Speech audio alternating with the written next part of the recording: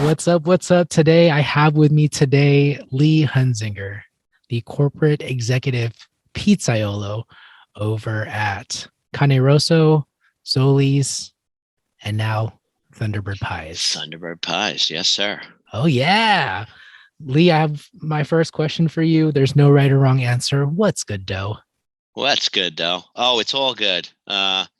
What's going on right now? A lot of pizza. There's always a lot of pizza happening and a lot of stuff. And I don't know. Everything's all right, man. It's times are tough in the restaurant industry, but the way I kind of do, I always look at the glass kind of half full, and look for small victories every day. And sure, things are kind of challenging now between all the staffing and the food chain supply issues that are going on for everybody nationwide. But any rate, we're doing pretty well here in DFW area, and with a couple more restaurants on the horizon as well too. With the recent opening of Thunderbird Pies a couple of months ago, new concept for us too. So things are good, man. Things are good. How about you? Things are good. The Yeah, podcasts are coming along. I'm making it's awesome. pizza. Yeah, Yeah. And I love all the shirts in the background too. I hope to get a Zoli's or a Cane Rosso shirt back there for some of your future episodes, no heck doubt. yeah, I will put it up for sure. Um, I'm sure, things are busy. You are part of this restaurant group. As I mentioned earlier, you're the head pizzaiolo over there, but what exactly do you do in that position? Okay, so all things pizza, of course. A lot of our prep is involves the kitchens as well, and when we talk about bringing in new items, I do have some influence on the kitchen side too. But just right now, what I do is oversee the pizza for 9 restaurants here in DFW, 3 different concepts now as well. So I mean, like typical day, like a day like today, we're kind of bringing a new manager up to speed that we have in the company, and my day to day is making sure the pizza's good, checking sure, making sure. Now the biggest thing is making sure stores are staffed up, right? And these earlier in the weekdays are where we aggressively try to fill spots if we are short. And as we all know, a lot of people nationwide, we're expecting the unexpected now, right? We're always on our toes trying to just keep things going amidst some little roadblocks here or there. uh but I oversee all the pizza for the restaurants, all the bread, anything dough related is my category. And I come up with all the pizzas of the month for the concepts as well. And just a lot of quality control, right? Stopping in stores, making sure they're all staying the course and doing things. And we have some incredible people in this company, and I certainly don't do it all by myself. And a lot of the people that'll be like, oh, this pizza is amazing, and a lot of them I haven't made, so it's I might have designed, but we have some incredibly talented pizza makers, chefs, a lot of our management team, some just incredible people that make it all happen. You talked about quality control, which is such an important thing, especially when it comes to like this staff shortage, right? I assume that you're trying to hire people, you're trying to maintain the ones that you got, but you're also kind of working all of that within this restaurant group of yours. How do you ensure quality control with that many restaurants going on at the same time? I mean, we have really solid, like I was saying, the management, and they kind of carry the ball, making sure things are running right. And so, I mean, at each one of our stores, I could say with authority, especially on the pizza side of things, we have some just incredibly talented people that really keep things rolling. Every now and then you get a little hiccup here and there, but for the most part, we do keep things consistent. And it's from like a pizza standpoint. In Texas, it's pretty hot in the summer, so the dough could be acting a little funny some days per se, and pivoting with recipe tweaks, and we're always changing things, whether it's it's tweaking recipes. I'm always looking to make our products better, and my boss is Jeff Bakovac, our culinary director and chief culinary officer, actually, and Jay Jerry, the owner. They're always pushing to do new things, and hence the new concept of Thundebird Pies, and just having a lot of fun, I guess, while we do it too. Trying to keep things positive, amidst some things that maybe won't be, aren't positive so much. So just keeping things moving, at a high level. A lot of volume. Our stores do very well. So the supply chain issues that have been going on have, of course, affected us here and there, but we've been managing to keep things pretty consistent, which is I would say a weekly challenge, but it's really a daily challenge. But things are great, man. You just opened up Thunderbird Pies a couple of months ago. What is one of the key lessons from having opened that restaurant? So it's the first concept, the first restaurant I ever worked in where all of our pizzas are pan pizza, right? They're all Detroit style, and we do have food coming out of the kitchen side, but a really good burger, hot chicken sandwich, a couple of salads, some appetizers, but it's a lot of pizza, high volume, and they're all pan pies. So they can be, those pans are high, right? 2.5-inch pans. So they take up a lot of space. It's different in that there's no deck flour around, right? During peak hours when we're crazy busy, and you normally have a lot of flour and semolina kind of mix all over there. It's a little cleaner of a build station per se, not having that. But yeah, it's definitely different. The Neapolitan style pizzas at Cane Rosso, we're cooking 900-degree oven. They cook in about 90 seconds. So tremendous volume, right? We're loading 5, 6, 7. Some of the guys could put 8 pies in there at a time, and they're coming out, and then we have 8 more lined up to go in. Most days they're pretty busy. Yeah, it's a quick turnover. If there happens to be a misfire or something like that, the recovery time's a lot quicker, right? So with all due respect to Neapolitan pizza, and we do it the right way. We get really good flour, and we tomatoes. We make all of our mozzarella is handmade in-house from a curd and hand cut. So that's one. The Cane Rosso, that's something, growing up, I made New York style pizza, which is our Zoli's concept. So that one's a little close to home for me, and things that I made, most of my life. And people say, "Oh, you made New York style?" I was like, we just called it pizza. When you live in New York, it wasn't a New York style pie. And then Zoli's, our New York style, which is we do round pies, all 14-inch round pies, big menu, about I think 18 specialty pies we have on there with some funky toppings, and we like to have a lot of fun that way. And we do a 12 by 12 square pie, which is a New York style Sicilian there as well. So it's a lot different. It's different. And that, it's the same in that it's called pizza, I tell everybody, but that's about it. The oven's different. The flour that we're making our dough with, the dough recipe and technique is completely different. Sauce is somewhat similar, but obviously our cheese, we're using an aged, aged where it comes in a block. Yeah, aged mozzarella kind of mix that we use, like an East Coast type mix. Part skim, whole milk, and that, but something that holds up for a longer bake, where fresh mozzarella would kind of break down a little bit, So they're all kind of different. When I first learned about the Detroit style pizza, it was definitely I loved eating it. The first one I had, I was like, "Holy man!" I'm like, "This is amazing pie," and with the Frico crust, and it's similar. Doing some research on it before we opened up, and the recipe was actually developed from Buddy's, I believe, was the first one opened up, and Buddy's wife Connie, it was a recipe from her Sicilian grandmother. So like once I heard that, I'm like, oh, so it's like a Sicilian in a way.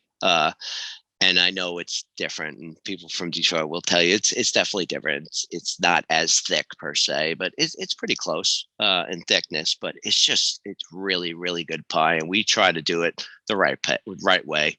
We use a kind of mixture on the Frico, a little white cheddar and Wisconsin brick cheese. We bring in for that butter cheese, which is so good.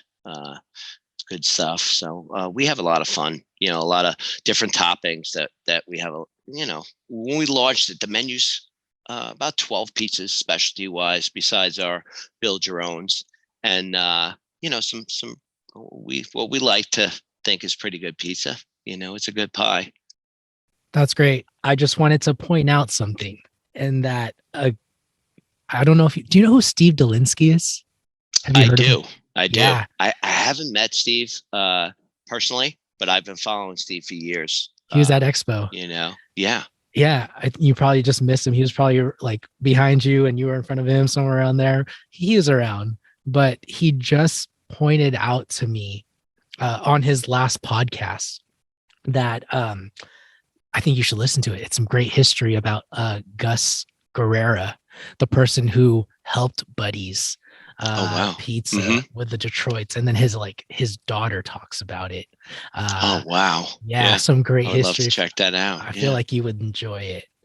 But anyway, sorry, I digressed a little bit, but going back to running all these restaurants as the main pizza guy, do you all use I'm surprised you don't use the same dough, because I feel like that would be the easier thing to do, but you're saying you're using 3 types of dough for these different restaurants. Are you using a central commissary to, ship everything, or is everything made in the restaurant? Everything is made in the restaurants. Oh, wow. Yeah. So with Cane Rosso, we have 6 here in the DFW area. And, it's that dough is different than per se a New York style dough, because we use we use a 00 flour, super fine. It's just flour, water, salt, and yeast. We use the poolish technique. So our fermentation starts the day before, where we'll make that poolish from scratch every day. And in the morning, I always say, God willing, it's when it's nice and ripe and bubbly, a portion of that is added to our dough just to give it that extra punch, something that, we're using dough that might ferment for, 48 hours, but has the flavor like it's fermented for a little bit longer than that. And, it's all about the fermentation when it comes to those pies as well, too. But for that style of pizza, cooking at 900 degrees, you don't want to put oil in your dough, because it's going to kind of conduct and it'll start the browning a little bit too soon. It really doesn't need anything but its natural fermentation. And our Zoli's dough, we actually use a bread flour, not too high of a protein level. Same deal with a poolish technique. We bake at about 650. Okay. So we put a little bit of oil in our dough, but it's flour, water, salt, yeast, and a little bit of oil. With a poolish technique. With that dough, it's a little more complex than the Cane Rossos, because we want a little more gluten development in our dough. So after it's done mixing, we'll separate it kind of into 2 big tubs, and we perform a series of stretch and folds on it, where we're kind of giving it an envelope fold, rotate 90 degrees, right? You're laying it pretty, on the table. Spreading it out, rotating 90 degrees, fold it up envelope style again, put it back, set a timer, about 45 minutes, and then we're repeating that process again. So by the time we're actually rolling our dough, the fermentation has begun, right? The dough is starting to create those little pockets of air are starting in there, and then we're stretching that gluten. So it's a strong dough, even though I don't want to say it's wet, because it's not a super high hydration, but it's super strong, which it's nice and crispy. When it's done the right way, it's a nice crispy pie. We go a little aggressive with the bake. We like it like that, just to get a really, really cooked pie, and kind of brings out the flavors of whatever toppings would be on there, besides your sauce, cheese, olive oil, and that. So. Are you using a mixer in addition to the stretch and folds, or are you just mixing everything at once and then doing the stretch and folds, or is it all hand mixed over there? So like for Zoli's, we Hobart mixer. We have a big 80 quart mixer that we use, and so it's mixing for about 10 minutes, and then a couple of stretch and folds as well after that. So by the time, like, after our dough is mixed and we do so, it's 2 hours before we're actually cutting and balling. Now, growing up, when I used to make dough, we would maybe let it rest for about 10 minutes, and 20 minutes we would cover it for a little bit. Guys would do what they had to do before we were cutting and balling it, but it wasn't anything like that. And it's funny, I know we were talking about it a little bit, and like I thought I knew a lot about dough, and then I met Brian Spangler. Okay. And boy, did that change quickly. And Brian and I we're great friends, and he's just an incredible guy. He's a brother to me, and we talk at least once a week, but my higher learning on dough came from Brian. He taught me that poolish technique and the stretch and folds and what really happens when dough is mixed or after, and the fermentation involved, and just fascinating. He's just a real wealth of knowledge, and I mean, he probably taught me what's in his pinky. The guy he's just amazing especially when it comes to dough. Can't say enough. I met Brian. Yeah, I met Brian after I had seen an episode of his on Food Paradise. Was a show on TV, and they had the pizza episode, and one of his segments was the pizza shoals, and seeing the pizza. And I had seen his pies before, but I remember him talking about his dough, and I was like, man, I want what that guy has, and like I want to know. And he actually talked about it. He says it's not that people don't know how to make dough, that they don't know what's happening when they don't actually know what's happening while they're mixing it. Not a lot of people, Okay, so, I'm so glad you said that, because like you had intrigued me when you said he taught me what happens when you mix dough, and now you're saying like people don't know. What is it that people aren't understanding? Well, I can only give it like my example, because Please. he basically described me, and that was it. It was like, oh shit, he's talking about me, and like I said, I knew my recipe was good, and I knew it was great dough, but like I said, I knew guys were doing pre-ferments were a big thing was started happening, and the poolish technique fascinated me, and when I started to learn about that kind of stuff, I mean, I wanted to know. I was the kind of guy that I didn't like asking people. I wanted to figure out by myself. So, man, did I fail? I mean, like, dude, I make foolish. My percentages, but everything was way off. And I guess there's a lot of pride in there too. And so I was trying to figure out myself and doing some research. And the craziest thing is, after that episode, it was the next morning, and I was off of work. And I never forgot, I got a message through Facebook Messenger. And I said to my wife, I'm like, holy crap. I said, this is the guy that we saw the episode with, is messaging me. It was totally random. And, Brian had been following my work, and he was looking to learn Sicilian pies. And he definitely didn't need help with the dough, that's for sure. But understanding the whole process and how to do that. And he saw me at the time I was making a lot of stromboli. Okay. And I love making stromboli, and I love cutting them open afterwards and seeing the cross section of your toppings and the colors that would be in there. And obviously the taste of it too was pretty good. But, and I was like, holy, what a coincidence, because I wanted to learn pre-ferment. So I actually went to Portland and I trained with Brian for a week. And Brian's the kind of guy that was like, you could stay at my house. I have an extra bedroom. And like, I had never met him in person, bro. It's like, picked me up at the airport. And looking back on it, when I tell that story, I'm like, the guy let me stay at his house, and he didn't know me. I mean, he knew me from social media, right. and that's the kind of guy Brian is. He's selfless, always giving, always eager to help somebody that's in need. And it's just amazing. He's an amazing guy. I have to agree. I mean, he has given me so much of his time, and just out of the goodness of his heart. And he's the busiest dude. He's at his restaurant like I don't know Now how more much than ever, I think, more than ever because of it's that article from Portland, claiming them to, claiming that city to be like the best pizza city around. And so he's busier than ever, but he still makes the time to check in on, on you and me. And little people like me. I tell him it's like, yeah, he's amazing, and guys guys like that for me, like when I meet someone like that, and it's like those are the guys I want to hang out with, man. And I'm like, when he starts talking and when he started talking about dough and he's using all these words that I don't know about it, and I'm like,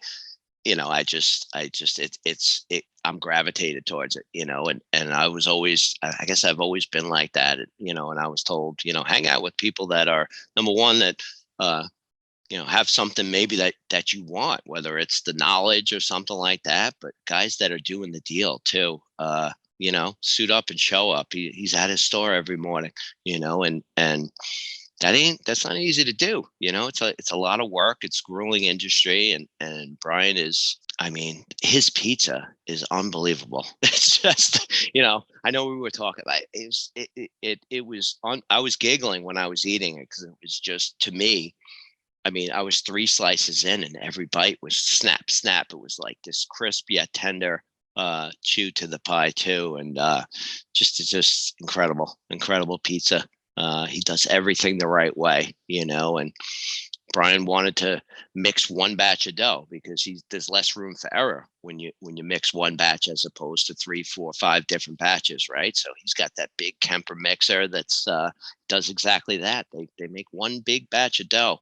I don't want to tell all of Brian's little things, but he also introduced me to Pizza Master ovens as well, which were a game changer for our pizza as well.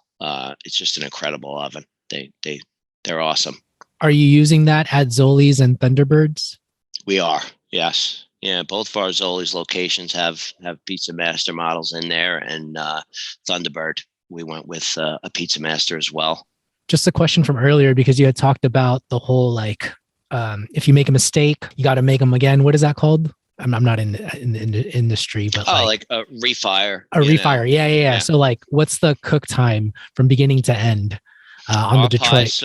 So we do a par bake process rather than a straight bake. It's just something we looked at both. I know some guys do the straight bake, and I can't believe you par bake. And I mean, it's apples and oranges. I like the way the par bake is. What do you like Tastes, about it? Oh, taste? the crispness that comes from it too. Uh, it's also from a production standpoint, our pickup, like you were saying, it's about a 12-minute pizza, 11, 12 minutes it's in the oven, as opposed to, I don't know, 18. I know some guys cooking, a lower temperature, a longer time like that.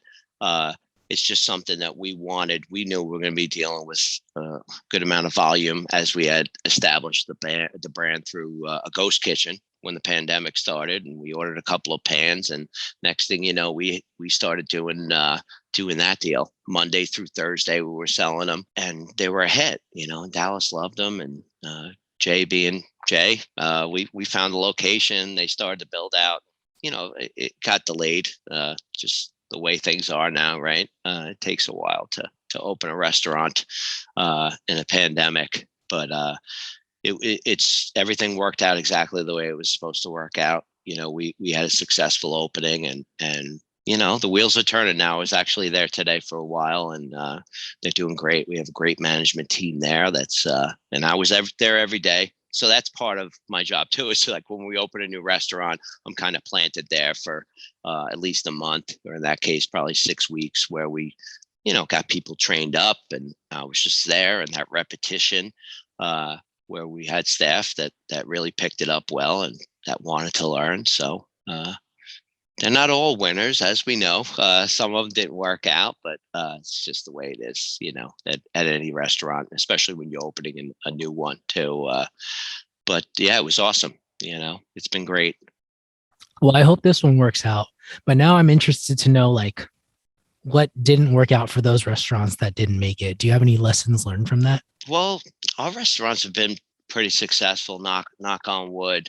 I mean, what didn't work out? We try to keep not to keep our menu too big, right? We try to cross utilize a lot of our ingredients. we're not just using one thing for one pizza, right? It might be used on a pizza or a couple of pizzas and a salad in the back, or a pasta or something like that. So that's a big part of, the way we're using ingredients as well, and trying to be smart with that and not keeping too large of an inventory on hand. When I look at some menus, and when you go to like Cheesecake Factory and they got like a book of, I don't know how they do it. It's amazing. So that being said, I mean, we have a lot of like specialty pies on our menu, but there is a lot of, like I said, cross utilizing certain ingredients where we might have a big menu, but not, we don't have one ingredient for one pie like that too. We try to keep it, use it in other ways as well. Yeah, use it wisely. Mm-hmm. That makes sense. So you weren't, you've been in this industry for a while, but you weren't this like pizza expert, subject matter expert, bread wizard this entire time. You actually got started when you were 13 years old, right? I was, yes, 13 years old. So growing up, I was a chubby kid. I loved to eat. I played a lot of sports, but I mean, the guys that know me when I was young, and I was a bigger guy, and obviously loved pizza. And parents bought a little pizzeria that was like a mile away from where we lived. And not the happiest story. My parents divorced months later, and my mother had the restaurant for small little pizzeria restaurant for about almost 5 years. But that's when I got into a pizzeria. That's when I started playing with dough.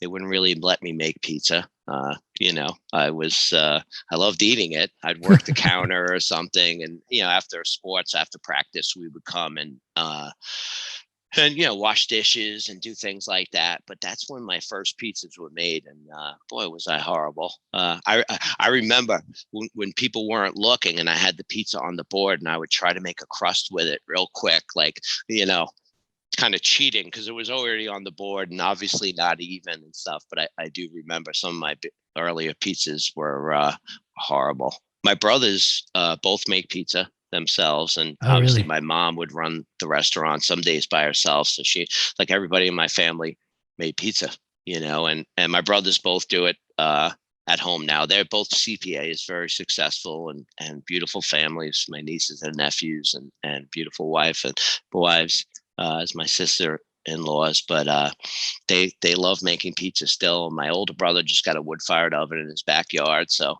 his pizza game is just stepped up a notch too as well. And we just love food. But that was the beginning of it. And when I was about 17, I want to say, because my mother at that point, the restaurant was a little bit too much for her, and she wanted to get back into her being a secretary, which she was before the kids came about, I guess, before my brothers were born too. My brother was born. So she wanted to get back into that. And we had a family friend, a guy actually that we used to sell food for a food distributor. That he owned pizzerias, but he had a food distributor. I don't know. It was the 80s, and a guy named Uncle Joe, and he owned a pizzeria in the Hamptons called Uncle Joe's Pizza. And Uncle Joe didn't live far from where we lived in central Long Island.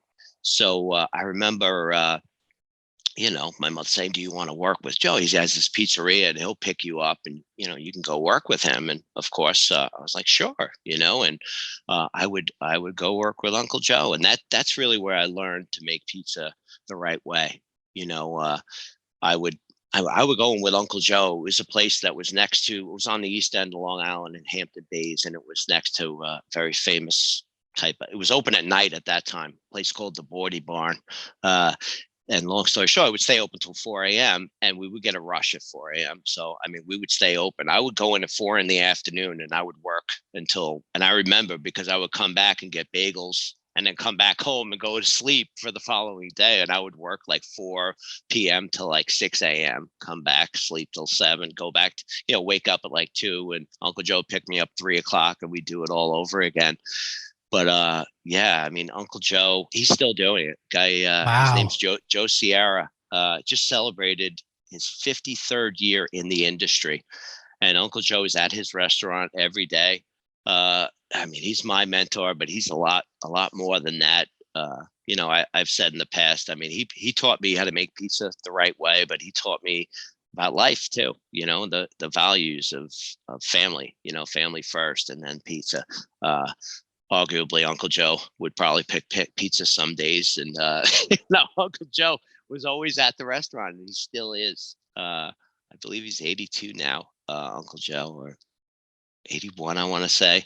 I'm looking forward to seeing him next week when I go to New York. I'm going to go for the holidays, and I have memories of Uncle Joe standing beside me as I would make pies, and I'm talking about this little piece of cheese would fall off, and he would pick it up and put it onto the pie. And Wow. God forbid I ever use my towel to like wipe the table with the flour, and he would hold the bench scraper and he would be like, use the scraper, kid, use the scraper, don't use the towels, because the towels cost money, and Uncle Joe, just a lot of like, the right way to make pizza.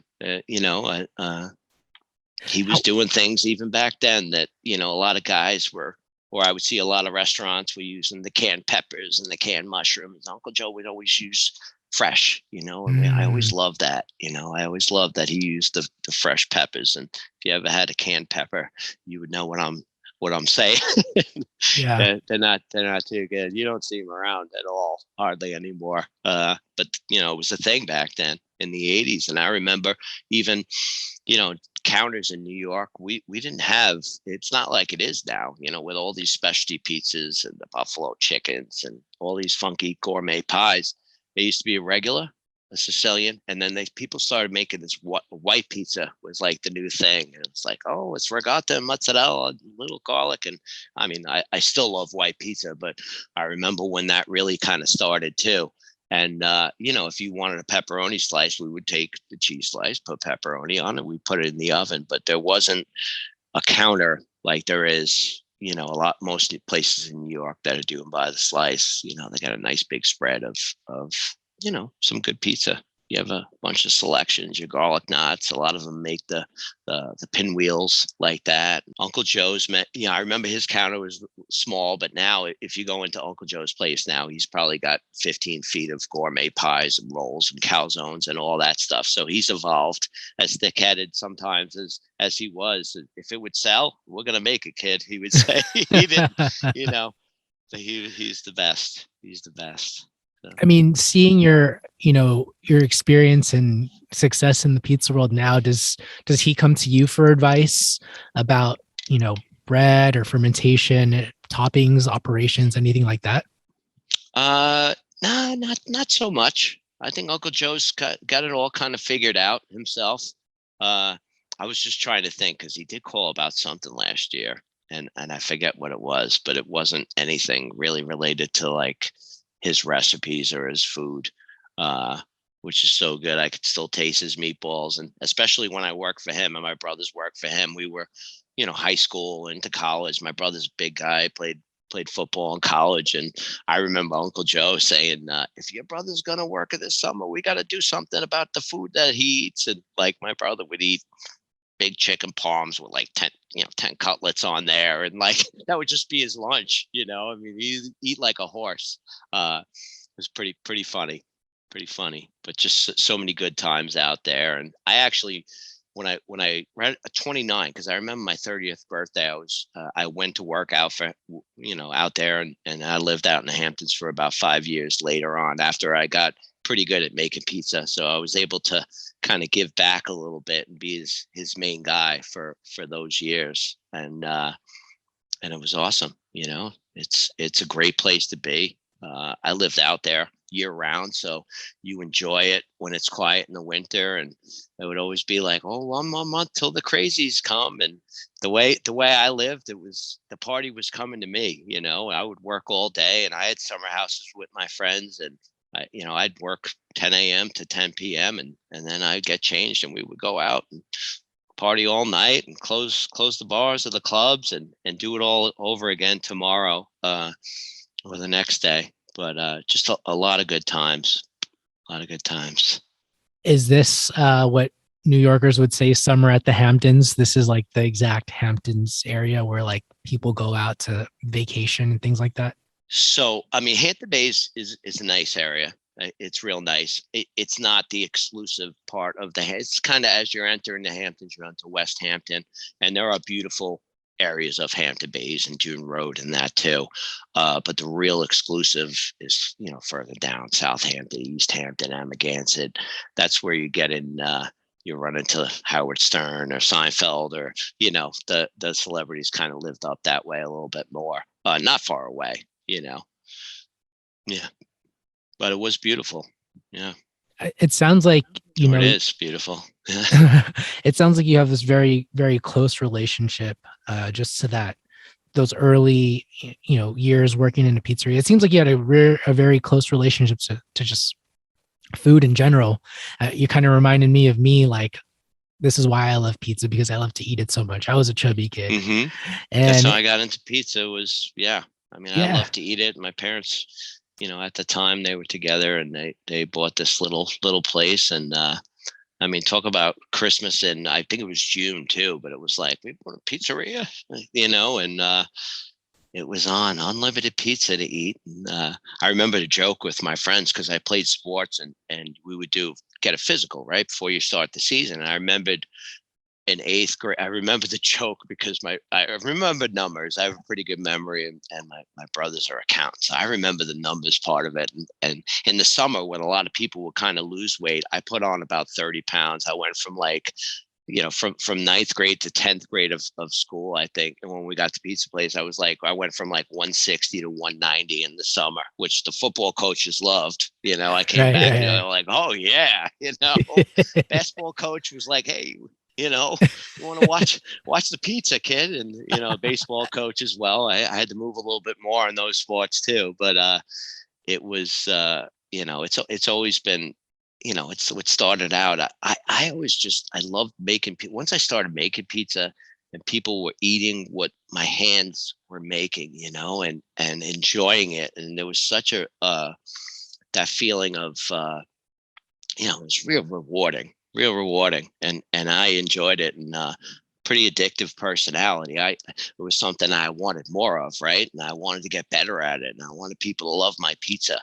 And I remember that being an attraction to it too. And man, I would love going into work. I was the kid that always come in with a smile on his face and let's go. So I remember it always, and it still is fun. It's a lot of fun. I'm on the line working with the guys a lot. And when we talk about my days, and when I show up at a store, I'm putting an apron on, and I'm getting in there, rolling dough with them. And I'm going on the line with the pizza guys, seeing how they're doing, what's up, checking their toppings. That's my what do I say? Like the sweet spot. I feel at home when I'm in there with them, doing it too. Mm-hmm. I love that. How did you end up working with Jay? Because it seems like I was reading your bio. Just to kind of fill in the gaps a little bit, you worked with Uncle Joe, and then you got brought out to Texas and helped another person open a restaurant. Yes. And I actually spoke to that other person today, and I actually told him, like, what a coincidence, because I knew I was going to be speaking with you a little later today, and I don't think it was a coincidence. You know what I mean? It's the big man upstairs. It's like, I hadn't spoken with my good friend Vinny Ferrari. Okay. And he was there was a time I was living in Florida for about 4 years. Okay. And the owners were from New York originally, and they were next door neighbors with Vinny Ferrari. And Vinny, they had moved to Florida and opened up a very successful pizzeria and restaurant, right? And Vinny had moved to Texas, and that they obviously had stayed in touch, and Vinny wanted to open up a pizzeria in Texas. So they were like, well, why don't you come here, live here with us? Like, they were next door neighbors for how many years in New York, right? Well, I was living with the owner's son at that time and managing the restaurant. So Vinny basically moved into the house that I was living in for a month, and we hit it off right away. We had a lot of things in common. He loved sports. He loved to play Madden. He didn't win too often when we played, but we would play. I'm saying that as a joke because I hope that he's going to watch this. He would beat me every time. Close games, I'm pretty good, but he would beat me. But we had a lot of things in common, and he stayed for a month and was kind of learning the business, and kind of chatting with me and the owner's son as well. And then he went back to Texas to open his restaurant, and I had moved back to New York at that point.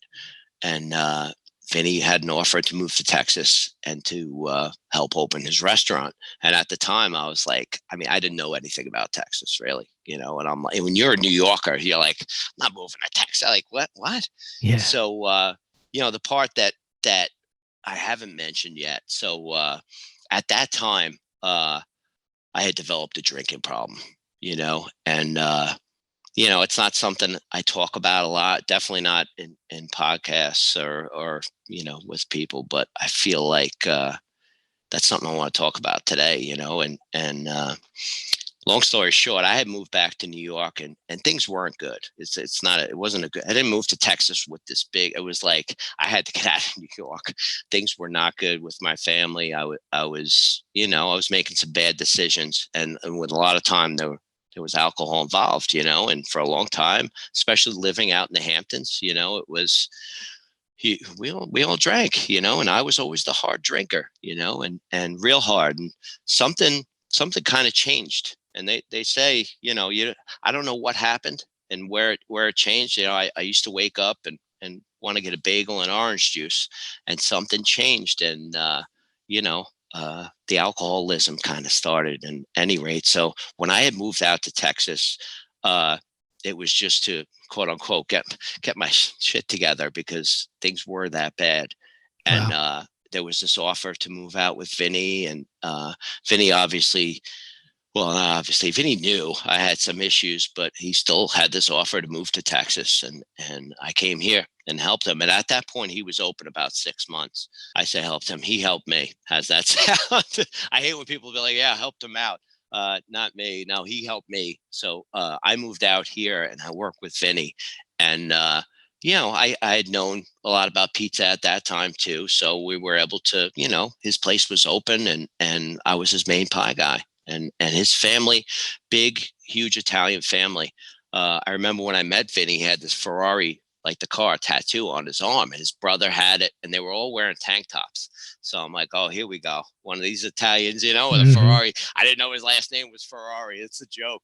Because I was like, yeah, I got one that says Cadillac on my arm. I would bust his chops and make little jokes about it afterwards because I didn't know at first. But just a beautiful family, and I moved down here, and more of the same started happening. I just, in the very beginning, I started working, got my own place, right? I was right near where the restaurant was, beautiful apartment. He helped set me up with. They helped me get furniture, all that stuff, and I moved in there. And slowly but surely, the bad stuff started to happen. I was drinking, and this was something I know now that I didn't know back then. Was that once I started, man, I couldn't stop. And the way I was, and with the competitive mentality, I played a lot of sports, all right, and I don't like losing. I don't like. And the only way. Number one, if you were an alcoholic like I was to stop drinking. And if those wheels were turned, I couldn't stop, and looking back on it, I would try on my own. Today, I'm not going to drink today, and I couldn't do it, man.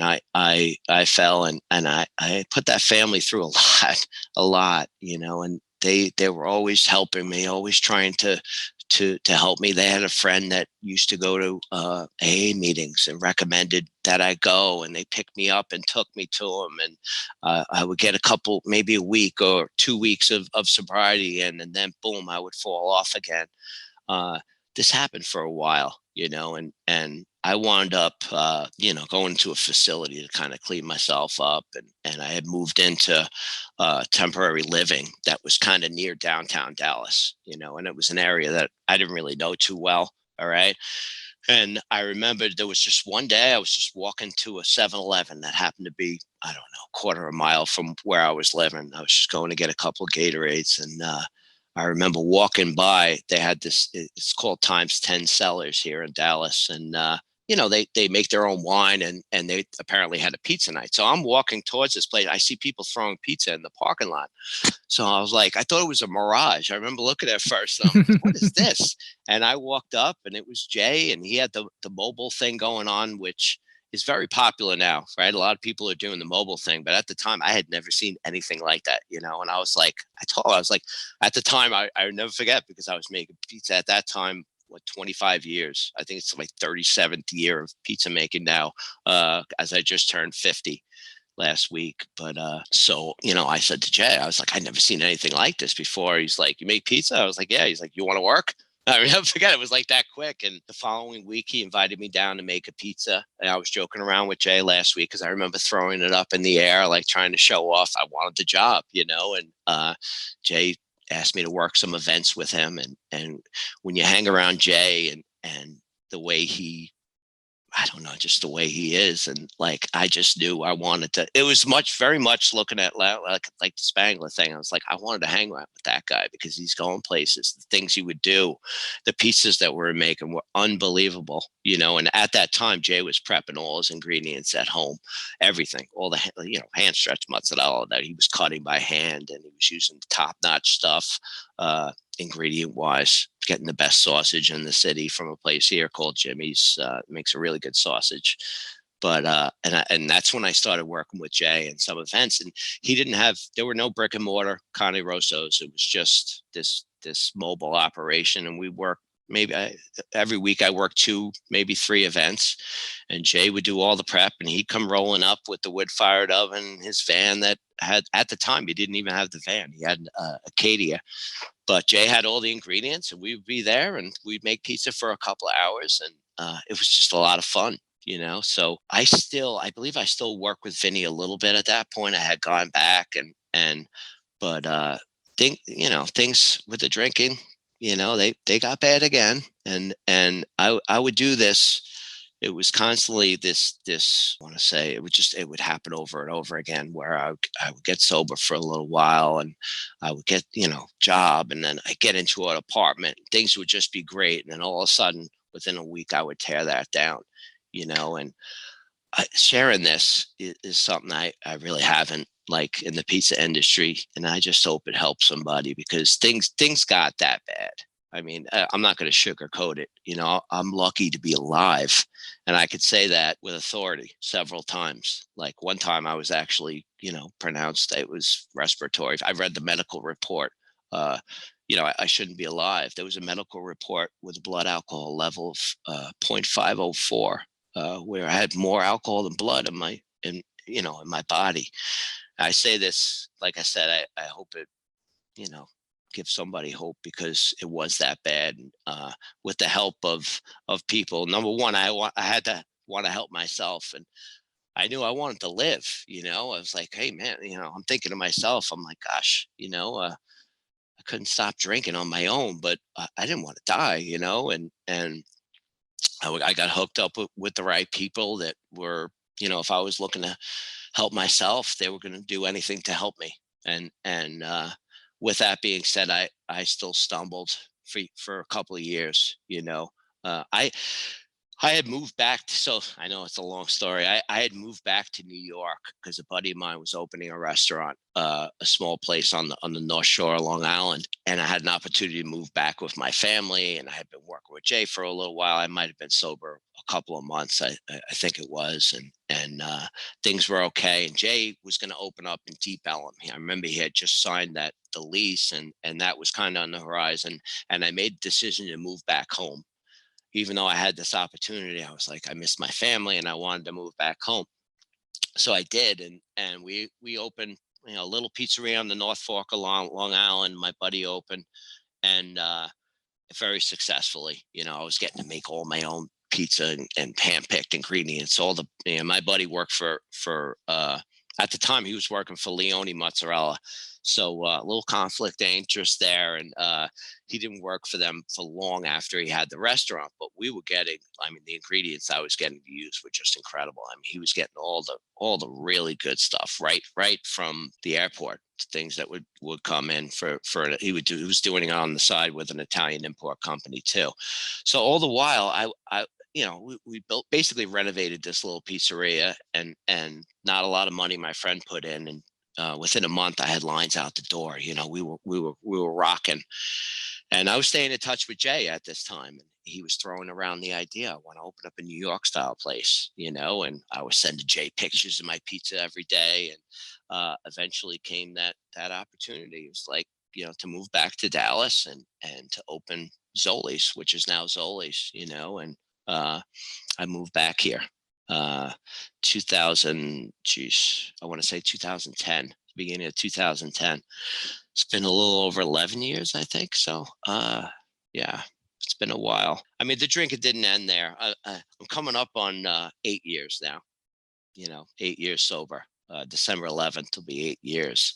And what's happened in those 8 years is, I mean, beyond my wildest dreams. I have a wife. I'm married now. It's like you're talking to a guy that couldn't hold a girlfriend. I had girls that I would date, but when you drank the way I did, they didn't stick around too long. And any rate, I have now I'm overseeing the pizza for this many restaurants, and we're opening more. And I always thought I love making pizza. People thought I was pretty good at making pizza, but it always came with that stipulation, and he's really good, but he drinks a lot. So you take the booze out of the equation, and life is beyond my wildest dreams right now. I could say that as I get a little choked up. It's incredible.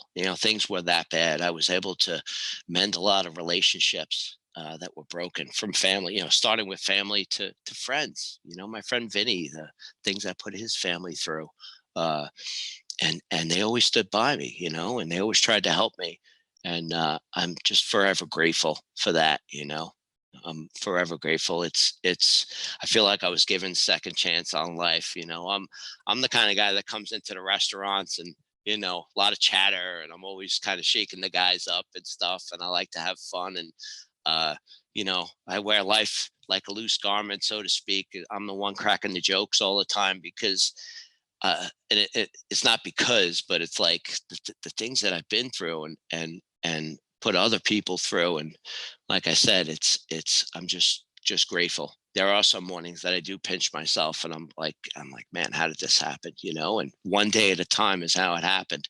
I would, you start getting sober, you save your money, you're doing this, you get into an apartment. I mean, for many years, I didn't even have a license, and things were tough, and that's not today. And I surely didn't do it by myself. I put in some work to get sober, and it stays fresh in my brain every day. I cook with alcohol. I'm the one grabbing the vodka to put in the vodka sauce when we're deglazing at the beginning, and not one time do I think of pouring myself something. And, I could be around it. I could do anything and not have to partake in it, knowing that once I start, I can't stop, in a nutshell.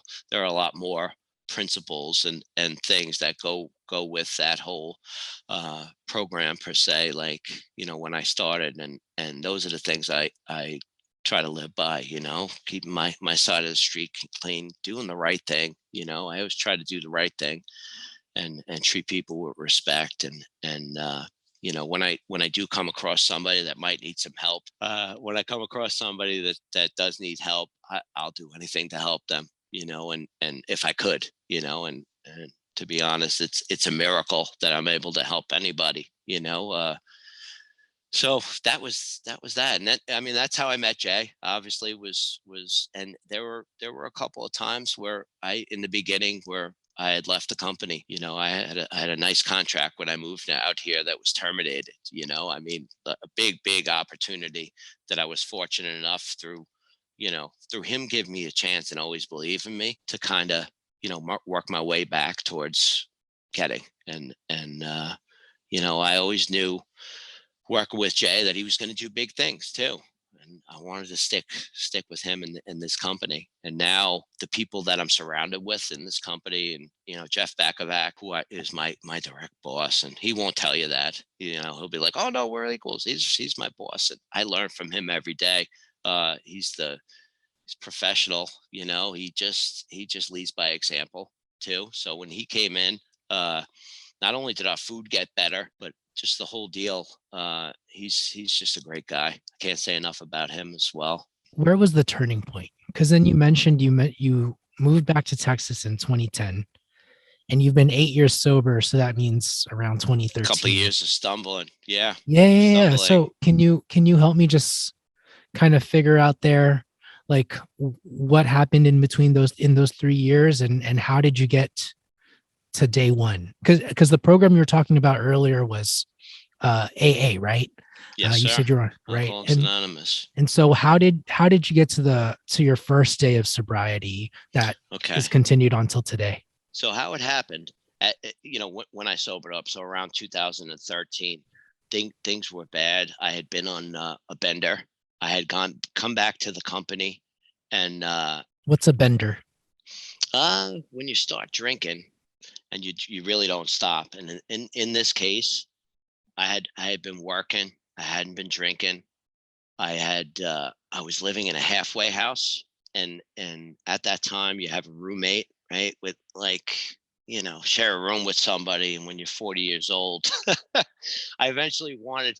I was like, man, if I could just stay in a hotel one night, and I remember I had this genius idea where I would just tell them I'm staying with a friend, and I'll just get a nice hotel and I'll lay out in the hotel for the night. And I did that. And I remembered I bought 2 beers, and I was like, I just have a couple of beers.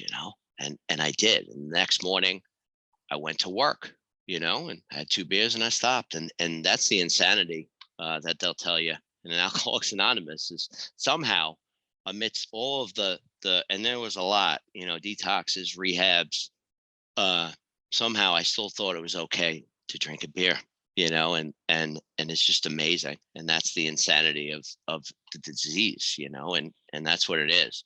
So I had started. And how did the bender work? Well, I went to work, and then I decided, you know what? I'm going to go back to that hotel again tonight. And I did. I mean, I laugh about it. And I did that, and I went back. I rented the same hotel, right? And I went back, and the next night I got 3 beers. And then the next morning, I didn't go to work. I didn't feel well. Okay, yeah, let us know how you feel tomorrow. And I was like, oh, great, I had a whole day, right? So the bender started. Then I started drinking, and that's where I couldn't stop. The next morning, I woke up. Eventually, 5-6 days into this thing, I'm in this hotel, and I'm just leaving just to buy my alcohol, and I was buying probably sandwiches back then, thinking if I ate, maybe I wouldn't wind up in a detox or a hospital if I'm lucky, because that's where I was going to end up. So the bender started. I remembered I wound up in Parkland Hospital here in Texas. Sorry about that.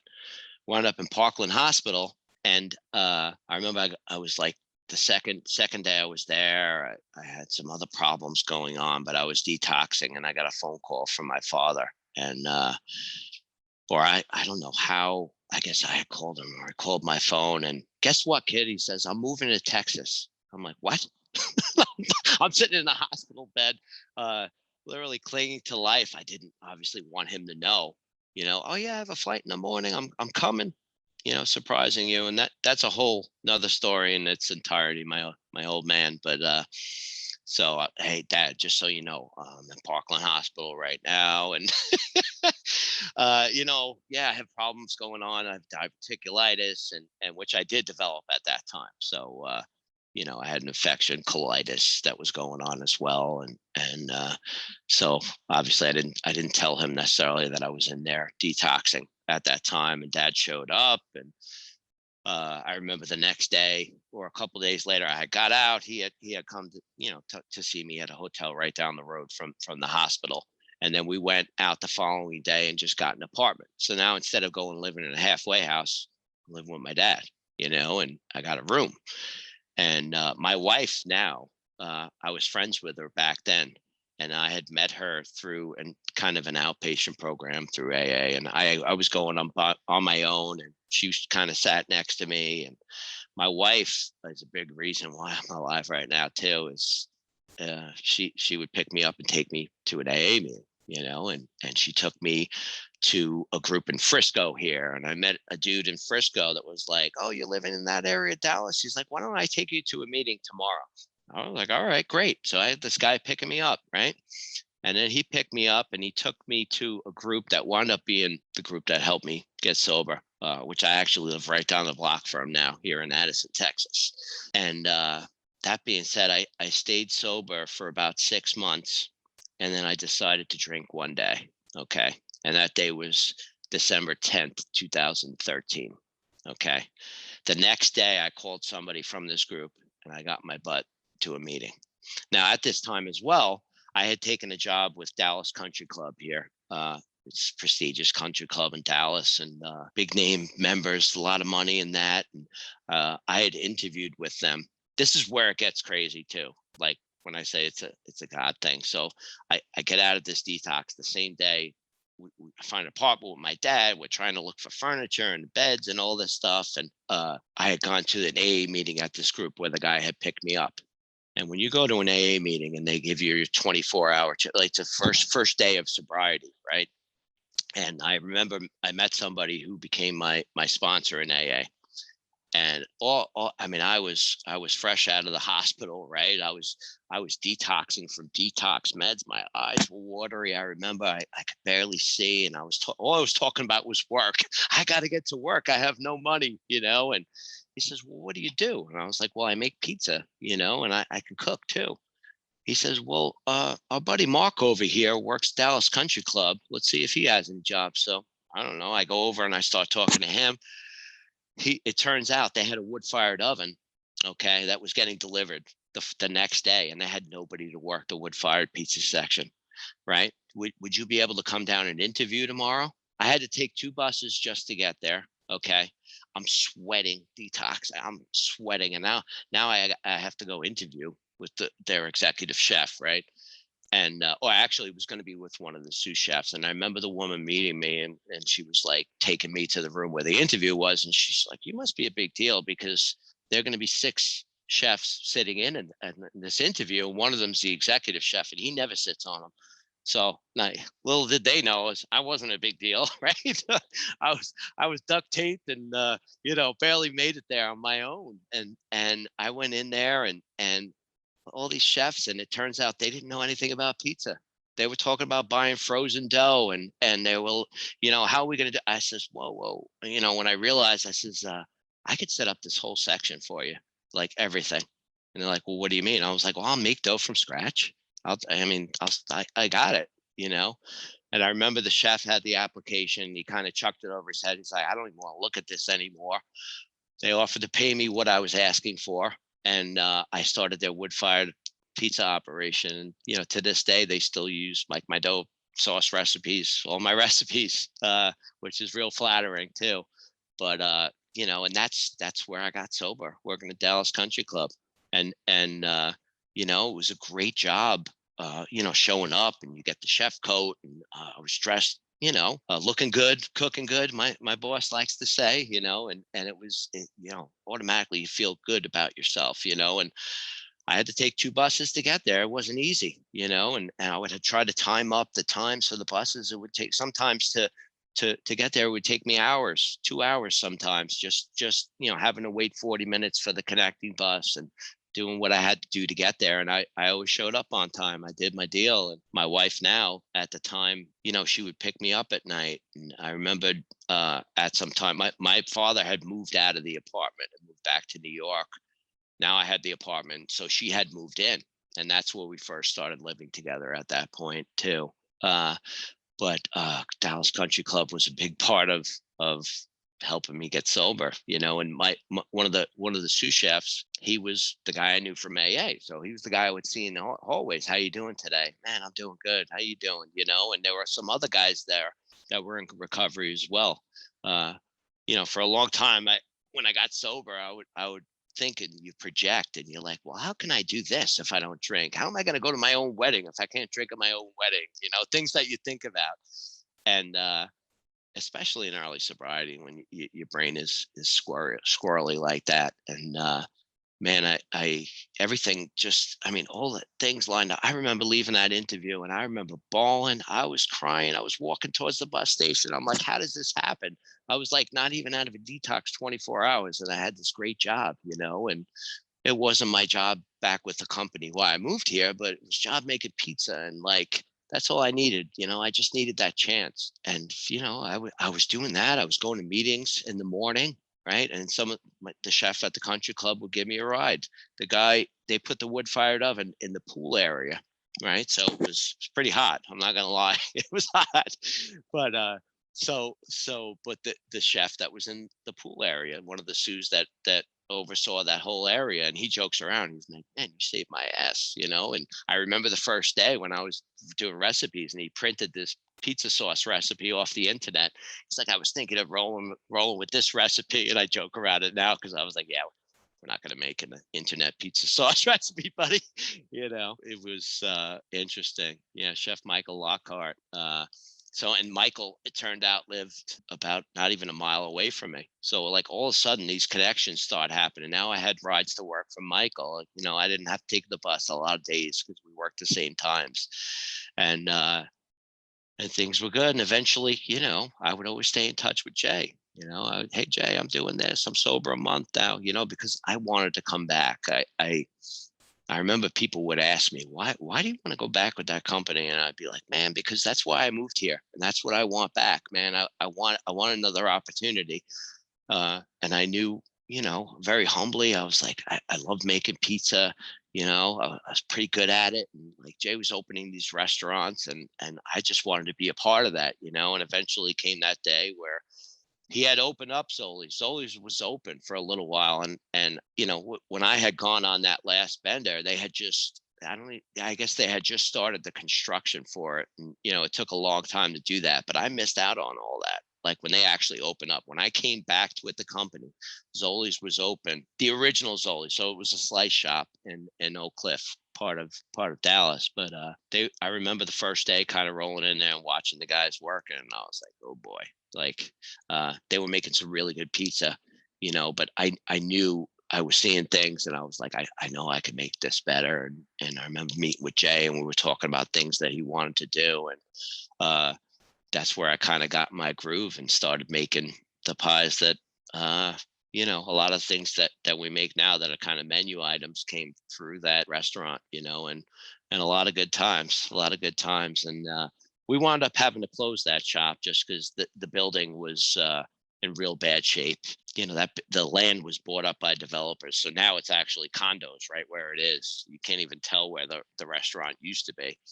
But in typical J. Jerry fashion, a couple of years we came back with a big brick and mortar in Addison, 4,500 square foot restaurant. When that restaurant closed, I had gone out to Cane Rosso and I started managing the Fairview, which is Allen, North Dallas area. And I was managing a Cane Rosso, and he had moved our deck oven to that location so I could start the R&D and start making things. And that's actually when I started playing around with like the poolish technique on my own, miserably failing. I mean, I was failing big time, but breads would come out halfway decent and I would feel like I was doing all right. And I mean, a lot of failure, just wasn't success. I didn't, at that time, I don't even know. I guess I was on social media, but not like posting a lot of pictures, some wood fired pizzas. And when we started the R&D, that's when things started to get real. And I feel like our pizza, like that R&D that we did out there really set things up for Addison when we opened up Addison. That and that trip to Portland when I met Brian Spangler, the clarity that he brought to the table involving the dough. And one thing I like about our Pizza Master ovens, and at the time I guess we had a Capone, but we always, any place I worked at growing up, we would cook at 550 for round pies, 550 degrees Fahrenheit, and square pies were in the slice pie oven or a lower temp oven at about 500, 525. With these ovens, we were able to bake at 600, 650, like we do now.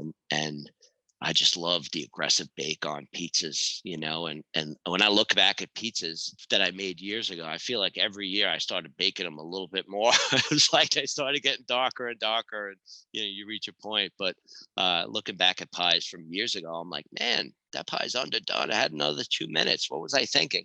But at any rate, yeah, that's how I got back, in with the company, and like I said, I was given an opportunity, and he always believed. I know he always believed in me, and a lot of hard work and dedication. A lot of early mornings and late nights and putting in the work. So it didn't come easy, but when you're doing what you love, I didn't watch the clock. It was just like I left when I was done, when I finished what I had to do. I think, going back, what is it now, 8 years, a lot's happened in 8 years, man. A lot, so much. uh like I said, beyond my wildest dreams. My problems today are they're a lot different than what they were way back when, or not too long ago. That's for sure. Better problems, I hope. Yeah, I mean, a lot better, instead of looking for a place to live, and it was that bad, and I tell a story. It's, I was living in a halfway house. That's not necessarily a home. I had a roof over my head, but like I had an address maybe where I can get mail, but there were times where I didn't. I have memory of a couple of days walking around downtown Dallas with a couple of suitcases.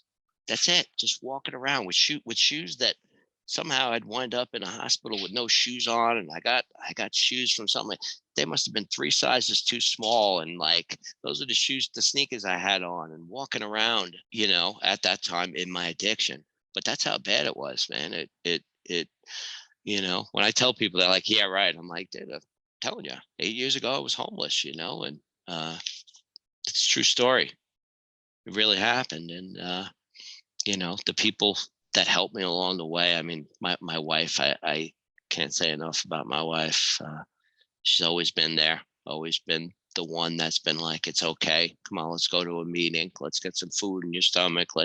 You need a toothbrush. You need this, you need that. And always giving and giving and giving. And now I get the opportunity to give back a little bit, or at least be a mature grown up man, and maybe take care of an extra bill here and there. And so, no, I mean, she's my wife now, and we're married, and we have a couple of dogs, and life's good. Life's good. That is beautiful. And I think, I want to ask a question because you and I both discussed this a bit when we met at Expo, just to fill everyone in just a little bit. You are Brad Beam's mentor. And he had briefly mentioned some issues as well, but we didn't even really go into it. And I don't even know what it was. But you told me that you were suffering from alcoholism and that you wanted to open up to help somebody in case they were going through this. And I guess my one question for you before we just wrap up this section of the conversation. Sure. And just to set the stage up a bit, it seems like, whether it was God's plan or you got lucky or just all of the circumstances lined up at once, you had a girlfriend at the time who's now your wife supporting you. You found the right AA group because others didn't work out in the past. You had a couple of coworkers who supported you and kind of made life easier so that you could get to your job on time and take on that responsibility. Let's say you didn't have all of that. Hard to do that, but let's say somebody in a situation doesn't have all of that. What do you think they can do today? Give me a call. If anybody's watching this and feels like they're struggling, give me a call, shoot me a message, get to an AA meeting.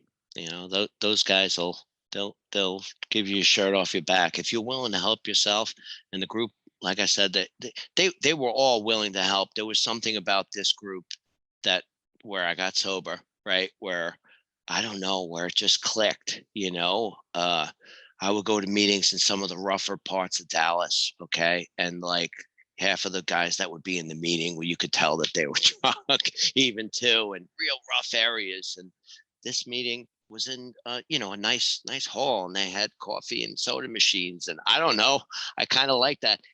As bad as things were, I still had this pride, like, you know, uh, uh I'm not that guy, and I should be with, I always thought better of myself instead of, obviously false. It's like, but that's what worked for me, being with guys that, uh, number one, were helping me, but guys that had what I want. Like, these guys were picking me up, and, beautiful cars, but they were going to meetings every day. They were meetings that I would go to in Florida. All right. And they were beginners meetings, and you would go to all these quote unquote beginner meetings. Okay. And all the people that had any serious sobriety, they'd all sit in the back of the room. Right. And you'd hear a little chatter, and almost like the grown-ups are in the back and all the amateurs are in the front. This group I went to, they, you go to a newcomer meeting, and they go around the room and introducing everybody. And you had a couple of people that were like myself, I'm sober today. But some of these guys, 10, 20, 30, 40 years sober, and they're at a beginner's meeting, you know, because they're looking for the guy that they were looking for me, because I helped them. I had guys that were helping me. Thanks. You really helped me out. I'm like, how could I possibly have helped you out? I could barely put a sentence together, or hold a pen without shaking. How am I helping you out? But now I see, and if I am able to help somebody, and every once in a while that kind of comes where I could lead somebody to a meeting, or talk to somebody about, what I've done, and how to do it. But it's so rewarding, Jeff. It's hard to put into words. So that's paying it forward. That's what I try and do now. And that's why, like, even bringing this stuff up, and what does it have to do with pizza? Well, pizza and booze was my life, and I drank and I made pizza. One of the guys I work with would joke around. He would be like, "Fucking Lee." He's like, "But you'd always show up," and I did. I did. I guess towards the end, when I was in a hotel room, I obviously didn't show up. But for many years, I was there in the morning. There, God only knows what I looked like, but he would laugh. Oh He'd be like, gosh. "But you always showed up, man. It's amazing." That's the thing. You So just you don't know what people are going through underneath it all. you don't at all. You really don't. And in my case, if hearing this does help somebody, then man, that helps me.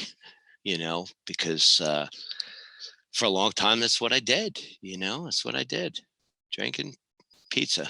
I think there's one thing that I had to look this up because there's this phrase that was going on in my mind ever since you were talking about wanting to, work with Jay or this AA group. Now that you're describing it, it's like you're the type of person who always wanted to punch above your weight, essentially. Have you heard that before?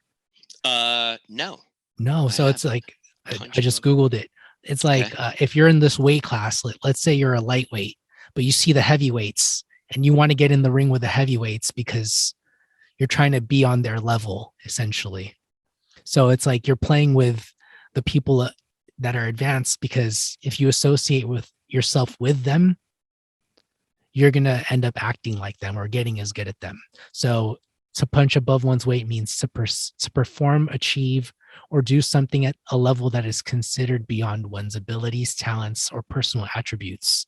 And when you saw Jay, he was leveled up higher than you, and you're like, I want to be like him. Or when you saw Yeah. this specific, AA group, you're like, oh, these are the guys that I should be Mm-hmm. around, not the crappy hall, but I want to be at, at this location. Yeah, and I hate to say it like that, but like there were meetings that I go to, and like I would listen to guys share, and I'd be like, how does that make sense? Like, I found myself judging, and I don't know. Like, that's one thing I would say to somebody is like, if you go to a meeting and you're not getting that this is it feeling, go to another one. They're all over the place. They That's don't it. they don't care if you like pop in. As a matter of fact, they'd be happy to see you. I guarantee you. I didn't believe that was true. I always thought there was a catch. Like, what do these guys want? They want nothing. They don't want anything.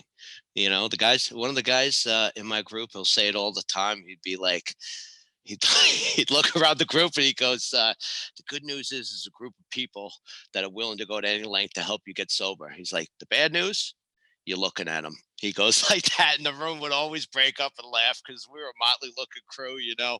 People would joke around with me, but like, what was in your booze? Preservative? Because I didn't, you know, have it, like, you know, you kind of chuckle, but that's one thing that they did too. These guys were laughing. They were all going out to eat after the meeting. Hey, you want to get lunch? And like, dude, I might have had $3 in my pocket, you know. Oh, don't worry about it. We got you, you know. So there was the fellowship that they talk about, you know. I was in groups that, you know, there were times where I had a DWI and I had to show that I was at these groups, and I hated going to the meetings because there were some of the ones that I went to, it was a doom and gloom. They didn't talk about the solution. And that's where this group that I went to did, and they did everything the right way, per se, you know, and just some incredible people, you know, incredible, that helped me get to, you know, where I was.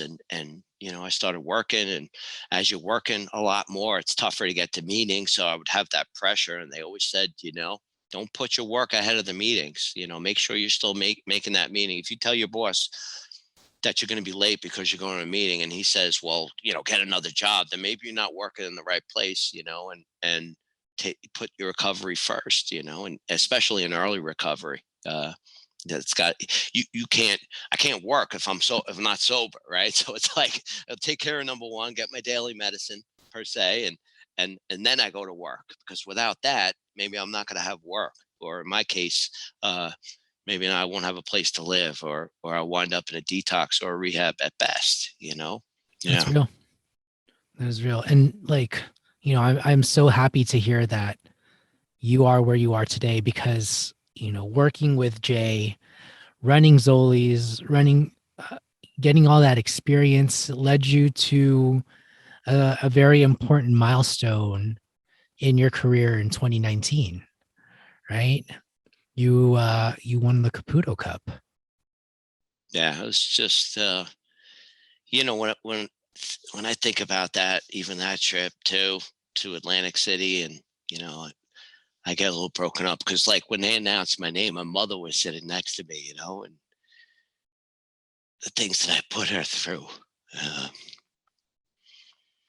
and she was there, you know, and mom passed away a couple of months after that. But not only was she able to see me get sober, she was able to see me win that, you know, and gosh, just a memory for a lifetime that I have, you know. And still, I could still hear her voice. I took a video because here's the deal, is like, I knew my pizza came out good, and I knew I had a good shot. And then she kept telling me for 2 days, because they had to finish the competition. And I was like, Ma, I think I got a good shot at this thing, and don't get your hopes up. And well, you know, you set yourself up to be disappointed and this and that. When they called my name, I just remember her, oh my gosh, she's saying. And everything, you know, on that trip too, was very much like the early sobriety story. If I told you everything about that trip, and you know, I brought dough from Dallas, and you know, I didn't practice a pie, but maybe a couple of times before I went, I knew what I wanted to make, you know. And with the help of some friends, you know, my good friend Salvatore Reyna, and Adam Volksonic at Francesca's in Jersey. They're in Elmwood Park. They have a couple of locations. They're doing Detroit style pies now, called Squared, but they let me prep at you know, at their restaurant. I mean, and when I tell you they let me prep, they would like actually let me use two of their Sicilian pans, and then gave them to me. I just keep them.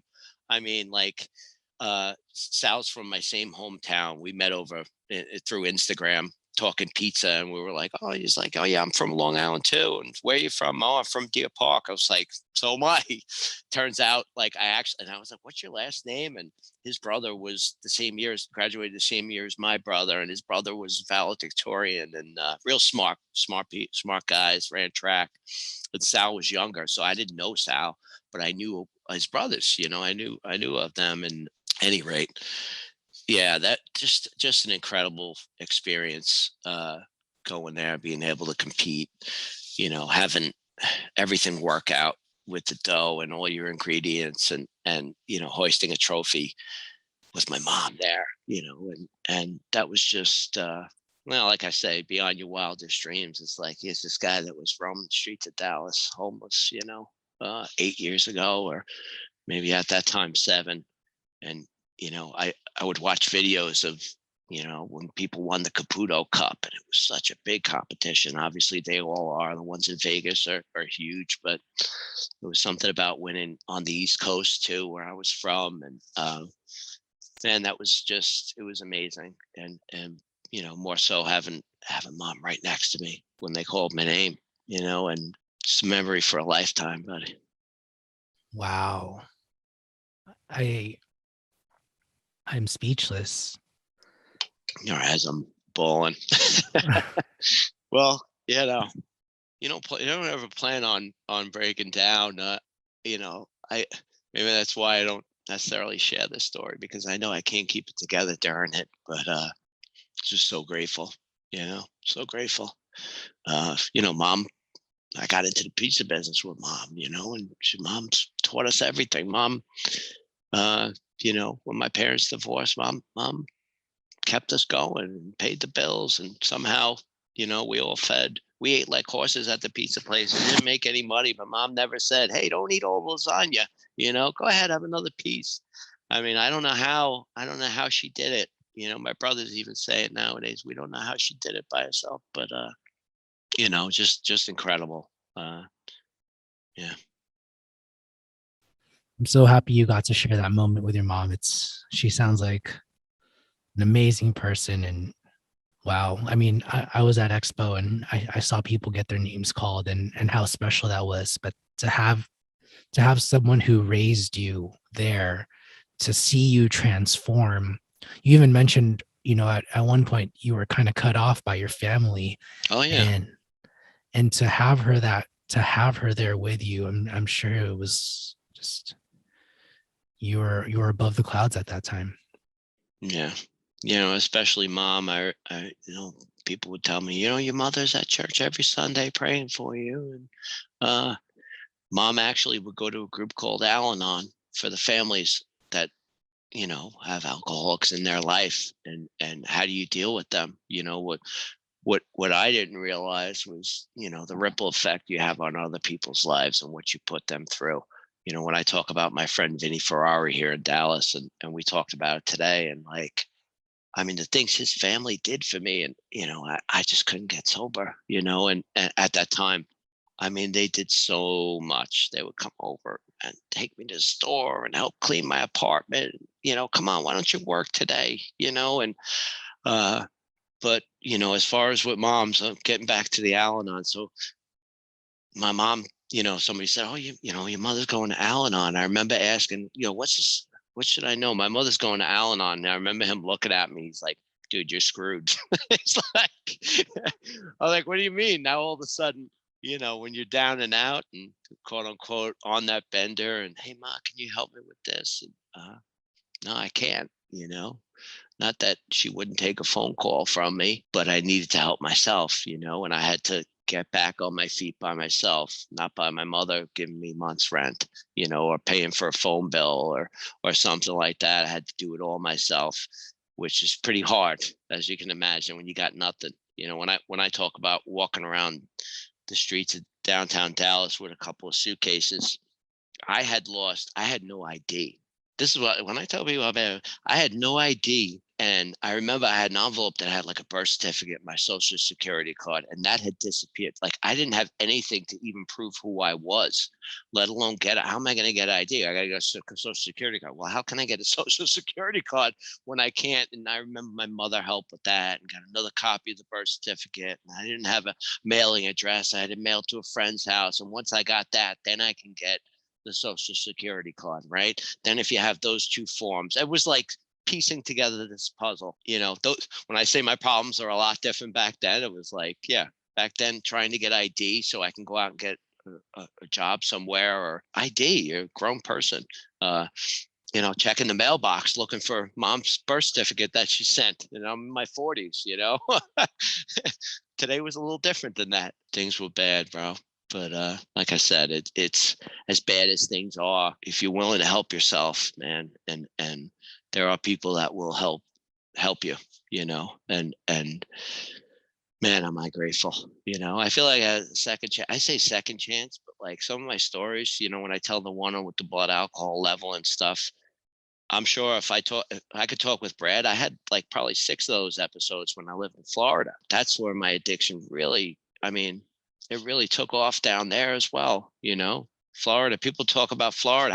I'm like, dude, I would, I don't know how it would be now, but things were really tough for me down there, and, getting a DUI, losing your license, having to go to classes because you're on probation, but you have no way to get to the class, riding a bicycle an hour and a half just to get to that class, dripping wet. It's 100 degrees out, and that's your day off from work. It wasn't easy even back then, too. But, when I think about the times working with Brad too, and I know he shared some of his story, he's a miracle himself too. And I don't know all of his story too. And I know from when I work with him and the fact that we both worked at the same place at that time, and he may give me credit as being his mentor, but Brad was a pretty good pizza maker from what I remember when he first started working with us. And I might have helped him with some like pointers and a lot of stuff. And maybe I'm being a little tough on myself even too, but Brad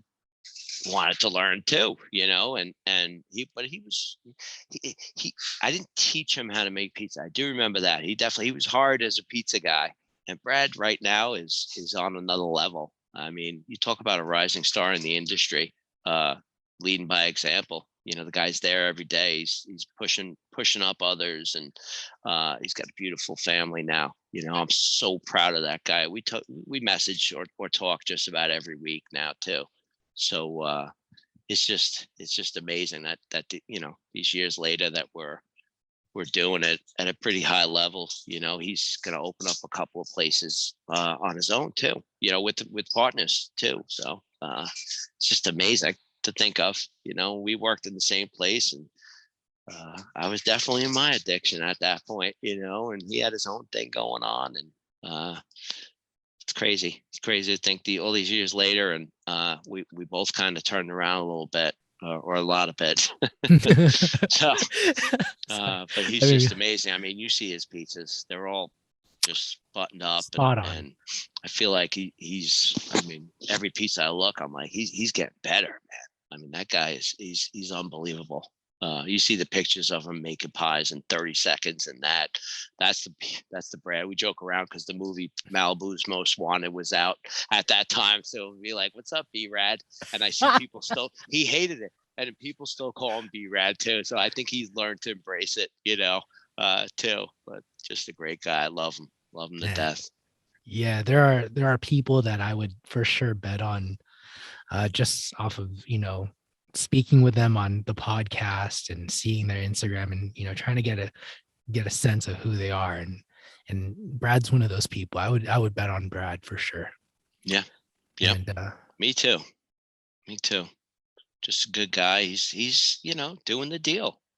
He's leading the team there. They're opening more restaurants. He's at the store every day, and seems like he's off on Mondays. We don't get weekends off so much. I'm fortunate enough to get a lot of Sundays off now, which I never did back then. But 37 years in, or whatever it is, I finally get a couple of Sundays off, which, dude, I'm grateful for. My wife's a school teacher, so it's the one day we kind of get to spend the day together too. But for many years, I had Mondays and Tuesdays.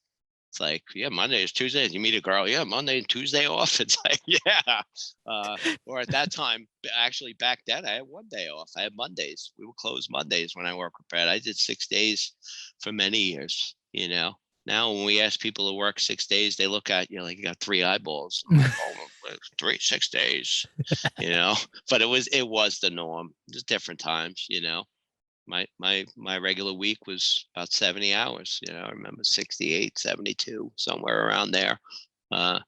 It was 5.5 days, but the half day was 9 to 5. So, I mean, that's a full day. But in the restaurant industry, it's, half day. Maybe I got out at 4 or something like that too. Just did what it took, Yeah. And now that Sunday you get off is one that you deserve. You paid your dues for sure. I when needed, I'll work them. If I know we're shorthanded, no doubt, like I'll work. But I do enjoy them. Some people say, I almost feel guilty. Don't get me wrong. I probably shouldn't, but I'm not the guy like I earned my Sundays, and other people say it, and it sounds weird because I try to stay humble like that too. But I appreciate them. When I do have them off, no doubt. Many years I didn't watch the football games. I would see the Giant game. I would look from a TV screen on the side, and I'd be like, "What's the score now?" And back down making pies. Like I didn't get to enjoy a game. It's just the way it was.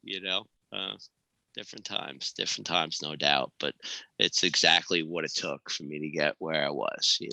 A lot of hard work. I believe that. And this was such an inspiring story. And I want to thank you for sharing it with me. But thanks for having me. I can't thank you enough. That same year, getting back to Mom, right after that Caputo Cup victory is when Mom started to decline a little bit. And I remember getting a call from Tony Gemignati. It was a Christmas Eve, and he was, "Hey, would you want to be a member of the World Pizza Champions?" And like, oh my gosh, like Christmas is the best Christmas present I ever had. So Mom didn't get to see an induction ceremony of it or anything like that, but Mom knew that I had been selected, and I think she knew that, any rate, so she knew, and that was the last gift I could kind of give to her. I always loved making Mom proud, when I played sports and did that. And Mom's in the stands. I got to hit a home run for Mom, because I love when Mom would be happy. And so that was like the last big thing, and that's just been also beyond my wildest dreams. I haven't been able to compete and travel with the team or do anything like that yet. I look forward to all of that. It's just I pinch myself that I'm even, in a group with so many industry leaders and that, Tony Gemignati calling my phone. I remember I screenshotted it. It's like Tony Gemignati calling. I was like, "Hey guys, look, like somebody pinch me." These guys are idols. When you're a pizza nerd like me, these are my celebrities. When I get to Pizza Expo, I'll be like, "Oh, there's this person, Will Grant," and just the who's who. I'm a big fan of so many of these guys that are out there doing their deal. So I know I started rambling on again after no, wrapping it up. no. Actually, I was gonna ask you a couple more questions because I always end the show a certain way, but okay, yeah. I'm so glad you brought that up because I've always been curious as to how people got it, and I wonder if there was a process, but it seems like you just got shoulder tapped.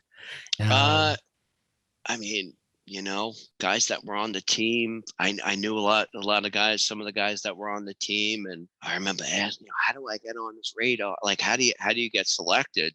I don't remember if I heard that my name was in the discussion or something. And then when I won the Caputo Cup, I'm like, come on, please, maybe I can get selected then, or I don't know. I don't know how he heard of me or the guys on the team heard to vote me in, but like I said, it's still a surreal sure. thing. I actually put my jacket on because I wasn't sure. Hey. But it's like it's got my name on the back, and like I'm sure just something about it when you put it on. It's just these are once again like getting back to it. It was like, how do I get on that team? Man, I want to run with those guys, and I want to be able to hang with those guys. How do I do it? Again, punching above your weight. Just staying the par. All I know is I was waking up every morning, right? And I was mixing dough early in the morning, and I was working till late at night, and the stores were doing well. And I was just like, man, if I could just keep doing that, the basics, and obviously, meeting people from the magazines and blogs, and your name gets out there. A lot of that working for a company like Cane Rosso that was, pretty much we were making a big splash in this area, but, on a national level, Jay was, Cane Rosso was Independent Pizzeria of the Year, I believe, 2000. I want to say 2000. Pizza Today's Independent Pizzeria of the Year, I think 2017. So I mean, he had some national spotlight like that too in the pizza world. Just a great place to be. I'm sure if you would ask me when I was younger, it's like, looking forward to when you're 50, somebody's like, you live in Dallas, Texas. So like, I wouldn't have believed you, nothing against Dallas, Texas. But it's just, like I said, when you're from New York, you don't think you're moving anywhere else when you live in New York. I'm sure if you asked anybody that lives there, like, they don't want to go anywhere else. In my situation, well, how did you get out to Dallas? And I won't tell the normal person, well, I was down and out and I had an offer here, and my family wasn't talking to me, and I couldn't go a day without drinking. All I did was kind of move my problems out here.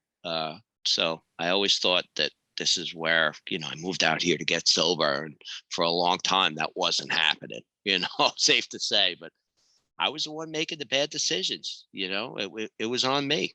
So once I started making the right ones, things kind of fell into place. Everything that they said would have happened in Alcoholics Anonymous. Literally everything that's in the promises happened. That's amazing. Everything.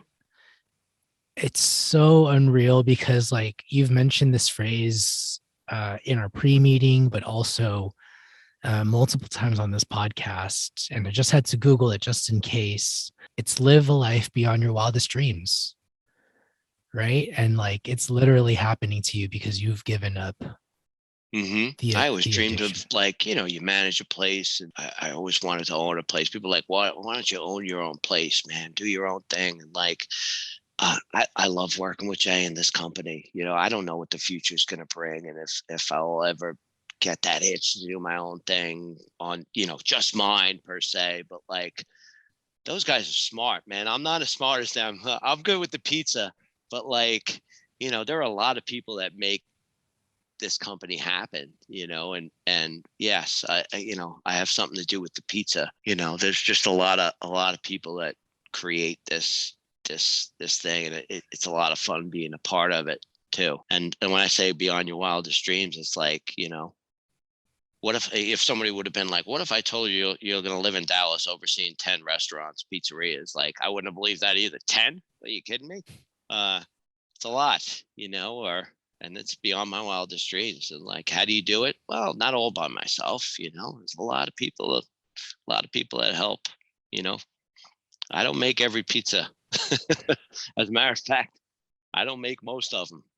The guys do, and my thing is trying to pass my knowledge on to our employees, and the only way to really do that, I could do it over the phone, right? But like, the only way to do it is putting an apron on, stand next to them, and whether it's stretching the pizza, taking out your dough, talking about dough, actually doing it with them. That's how I learn. I want to see it done. And then sometimes I'll explain why, whether it's the names of our pizzas, like, where does that name come from? And there's a lot of history behind that as well too. We have an Uncle Joe pizza on the menu, and it's a thin sliced tomato and onion and mozzarella, a little bit of garlic, a lot of parm, right?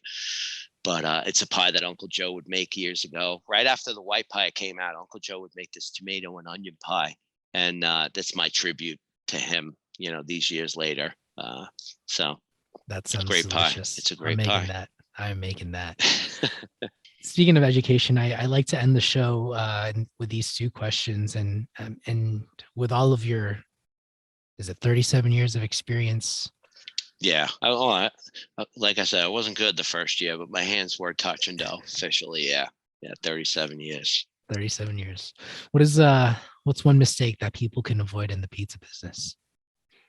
They can avoid, well, thinking that it's easy, I guess, is one thing. It's not so easy. It's guys that are doing pop-ups and that, you're doing it one night a week, you're doing it 2 nights a week. When you're in a restaurant, I don't know the pop-up game, but all I know is it's a lot different than the restaurants, and people say, oh, it's like having a baby. Well, it is. It's every day, your restaurant's open. I know some people have the luxury of closing a day or 2 or 3 or however they do it. What's one mistake? I guess starting big too is the big thing. I mean, you wouldn't know it by our Zoli's Fort Worth location, 4,500 square feet. It's huge. but Oh my but gosh. we were established brand at that point too, Right, and right, right. people that are starting out in the game, start small, keep your menus small. You could always make it bigger. You can always expand. I like uh that. yeah, I mean, if you're not laying out that much, test the market a little bit, see how you're doing. uh so that's one thing. I would say start small, get bigger, be ready to be committed to it if you want to succeed. The ones that succeed are the ones that are, in my opinion, in their restaurants, kind of checking it out. Absentee ownership uh, is a tough deal nowadays. If you're looking to keep quality control, it's, of course, if you have good people doing it, but you may not. So that's one thing too. Is don't underestimate it. It's tough and grueling. Solid advice. And yeah, keep it going because you're making some beautiful pies over there. Thank you. Speaking of which, actually, I'm curious to know like what is if you were to make a pizza at home right now, what would you make? Good question. Good question. So I made one a couple of weeks ago. I happen to make the same one the last couple of times that we made it. I do make a Sicilian pie because my wife likes a pan pizza as well. Extra sauce, extra sausage. I do pinch sausage where it cooks on the pie, and that's my go-to right there. Keeping it Well, simple. I'm I gonna like mushrooms as well. Inside joke with my boss, our culinary director, Jeff Bakovac, because I'll always be like, I don't know if you know this, but I like mushrooms because a lot of, I do. I love mushrooms. When I was young and my grandmother would make mushrooms, like a bowl of mushrooms that was being passed around, my mother would say, has everyone gotten mushrooms? Because they're about to be passed to Lee. And I would pour them all on my plate, I love mushrooms. So they do happen to go on a lot of specialty pies. So my go-to pie is just a simple sausage and mushroom, a little extra sauce, light on the cheese, well done. A lot of olive oil and parm when it comes out, a pecorino, some fresh basil. That's my go-to. But at home we do the Sicilian pie. That's our jam. what kind of flour do you use at home? King Arthur. Bread? The bread flour. It's the blue one, Okay. actually. Yeah, What about that's what I sauce? use. Sauce I buy. I've been buying lately. I've been buying the Muti. Muti. Love the Muti tomatoes. Yeah, they are so good. And I've been able to procure them lately in the supermarket. So they are awesome. I use the Muti. As far as mozzarella, and what I'm getting in the store. I've been buying the Tillamook brand in the supermarket lately. It's actually pretty good. It's some good cheese. Tillamook. They're Cheddar? out of Portland. Well, they make the Yeah. cheddar as well. They make a mozzarella. That's pretty good. It's pretty good. Oh, I didn't know they did that. I haven't They seen that. yeah, the supermarket had a pre-shredded Tillamook, and I can't get grande in the supermarket, and I'm not Yeah. going to go up to the store and grab the cheese. So yeah, though, for a long time, like I would just buy a good tomato, and I like buying them pre-crushed already. And I just enhance the tomato. We do the same thing at the restaurants. I'm not looking to add a ton of garlic. And I remember these pizza sauce recipes when I was young, and guys putting onion powder, garlic powder, dry oregano, which will change to actually tint the color of your beautiful red tomatoes once they start to hydrate.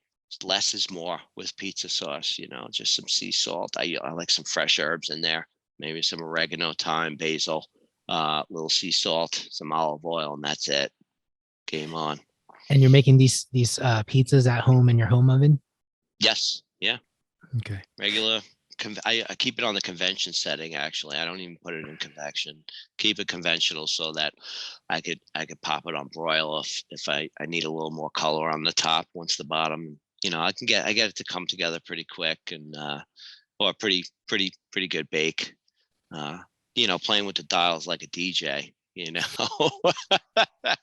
Same deal with that too. I'd advise not don't go too high with the temperature at home. I like getting a little oven spring. So I'll do a par bake on my Sicilian because it's so thick too. But that might be a little higher temperature. But the final bake, as to not burn it too, I go a little lower, probably about 450, I would say, in a conventional oven. And then, yeah, I like it nice, and especially the sausage when you have it pinched on there. So I might throw it on broil at the end for a couple of minutes and let it get some nice color on the top. Yeah, that's my style too. Hmm. If you were to Oh describe yeah. your pizza in one sentence, kind of like an elevator pitch, how would you do that? Simple yet complex, like when you look at the ingredients, of our typical pizza, whether it's Cane Rosso, Zoli's, Thunderbird Pies, dough, sauce, and cheese. But what's going on with those three is a lot, with the dough, a lot of fermentation. We're big on that, down here. And one thing, like when I first got into this new role and I was overseeing all the Cane Rosso pizza now, because for a long time I was just overseeing the Zoli's pizza. And the first thing we did was implement the poolish technique for the Cane Rosso pies, and that was a game changer, man. Because the visual of those pies now with the leopard spotting that we're getting, as well as just our dough is elevated now. We switched over. We buy Caputo flour now. We weren't using that for a long time. Another game changer. It's like driving. I tell them, it's like, I don't want to say names, but it's like, this flour is the Honda. It's always going to work, right? It's a Honda. It's reliable. This one that we're using now is the Ferrari, because you put some good technique with that flour and those grains. It's that good, You're not gives you going a to better tell me. chance to win, You're not going to tell me which flour that is? Which one I'm using now? Oh, the other one? No, the No, one that you're using now. Well, at Cane Rosso, we're using Caputo Blue. Okay. Pizzeria. That's your Ferrari. That's our Ferrari. Well, I was just saying I didn't want to badmouth the one that we were using. Okay, Yeah. Okay. So I don't want to tell you what we switched from, but no, and they're great people at Orlando Foods. They treat us great, and we have a great relationship with them. So that was something I knew. I always loved our sales guy, Brian Hecht, and all the people at Orlando Foods, Carlo Orlando and Fred Mortati, and just everybody is, for a long time, it was like, can I get another sample bag? And I was trying to show the others and, the difference or what I saw in that and in using that flour and any rate, yeah, we love it, What flour are you using at Zoli's and Thunderbird? King Arthur. Okay, both. King Arthur. Yep, at both. Okay. Good to know. All right. You have been gracious with your time. I have one final question for you. All right. What do you want to leave the audience with today? Well, the first thing is I think we talked a lot about the way things were in my life, and if someone could take something from this, it's like, maybe it's not pizza that you're doing. Maybe you're really good. Maybe someone's hearing this that's good at, I don't know, doing something else, and you like to drink a lot, or you like to do something, or you can't stop. Or if some of what this said, see, that was my thing when I went to meetings. These guys were saying things and it was really hitting close to home. And I'd be like, this guy's telling my story, So what would I say is that, if you feel like there's no way out, or you can't stop, or know that there is a solution to all that, and then that there are people willing to help you if you're willing to help yourself, and they would always tell me, you got to put in the work. And I was like, oh man, I don't want to, it's not a lot of work. It's, the work is facing your fears and the things that maybe, I don't know, if you were like me, things could have been good and I drank. When I was trying to think of quote unquote triggers, it was, the work thing is too much stress. And I'm like, wait a minute. Now I drank that one time when I got a raise and I went out and drank, So for me, it was literally anything, any kind of excuse, and the only answer was just putting it all down. But I hope people get hope, very humbly. I shared it and like, the whole pizza thing, people think it's all been, crumb shots and cornichones, and it hasn't in my life. They've always been around, but there were some bad times, man. And there's a lot going on now with pizza, and I've taken out, the drink, and so I hope it's inspirational and gives some hope to people, because no matter how bad it is, there was a lot more that I didn't get detail. It was bad, and it's not bad today. So you could do it. Is what I would tell people. If you think you can, or you feel down and out, you could do it. You could do it. One day at a time, right? That was beautiful. Thank you. Thank you Thank you. so much for opening up to me and to the listeners. I appreciate it. Thank you so much We for having appreciate me it. and listening to me gab about all of this stuff. And it was just awesome. Thank you. Thank you so much, Ajif. And I remember meeting you at the expo, and you brought it, hey, would you ever want to come on the show? And anytime someone asks me to talk, like I said, I'm like, you want to hear what I have to say? It's flattering, it's an honor. So thank you.